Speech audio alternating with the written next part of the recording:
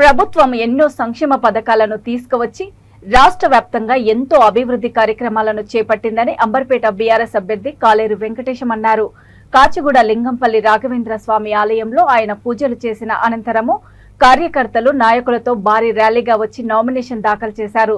సాంప్రదాయ డప్పు వాయిద్యాలు, బోనాలు, కేరళ సింగారి మేళం వాయిద్యాల మధ్య భారీ ర్యాలీగా బయలుదేరారు. భారీ సంఖ్యలో కార్యకర్తలు తరలి రావడంతో రోడ్లన్నీ గులాబీమయమయ్యాయి. అనంతరం ఆయన మాట్లాడుతూ మరోసారి బీఆర్ఎస్ పార్టీ ప్రభుత్వాన్ని ఏర్పాటు చేయనుందని ఎమ్మెల్యే ఆశాభావం వ్యక్తం చేశారు. ప్రభుత్వంపై ఎలాంటి వ్యతిరేకత లేదని, నియోజకవర్గ పరిధిలో గడిచిన 5 ఏళ్లలో అనేక అభివృద్ధి పనులు చేపట్టామన్నారు. పేద ప్రజలకు సంక్షేమ పథకాలను అందజేశామని తెలిపారు.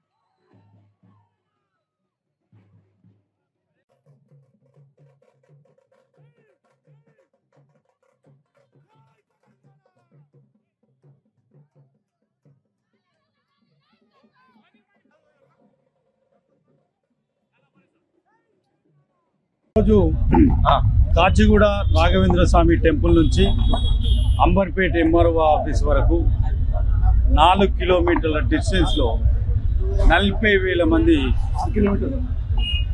మహిళా కార్యకర్తలు, మహిళలు మరియు బీఆర్ఎస్ లీడర్లు మరియు కార్పొరేటర్స్, ఎక్స్ కార్పొరేటర్స్ అందరితో కలిసి నామినేషన్ వేయడం జరిగింది.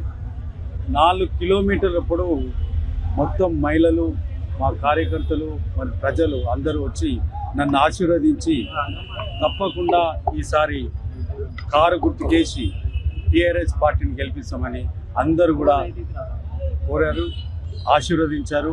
మంగళారతులు పట్టిండ్రు, పూలు చల్లిండ్రు. అడుగున చాలా మంచి స్పందన ఉంది. సెంట్రల్ మినిస్టరు ఆయన్నే తప్పుకున్నాడు. తప్పుకున్న తర్వాత ఇక్కడ పోటీ ఏముందండి? ప్రభుత్వం మీద ఏమాత్రం వ్యతిరేకం లేదు. ప్రభుత్వం బ్రహ్మాండంగా పనిచేసింది. అంబర్పేటలో 1,000 కోట్లతోటి ఇక్కడ అభివృద్ధి జరిగింది. సంక్షేమ పథకాలు కూడా మేము ప్రజలందరికీ అందుతున్నాయి. 1,000 కోట్లతోటి వార్డును నేను ఎందుకు చెప్తున్నానంటే, మేము 3,000 డబుల్ బెడ్రూమ్ ఇండ్లు బీద ప్రజలకు పంచినాం. ఆ 3,000 ఇండ్లు కాస్ట్ ఈరోజు 1,500 కోట్లు.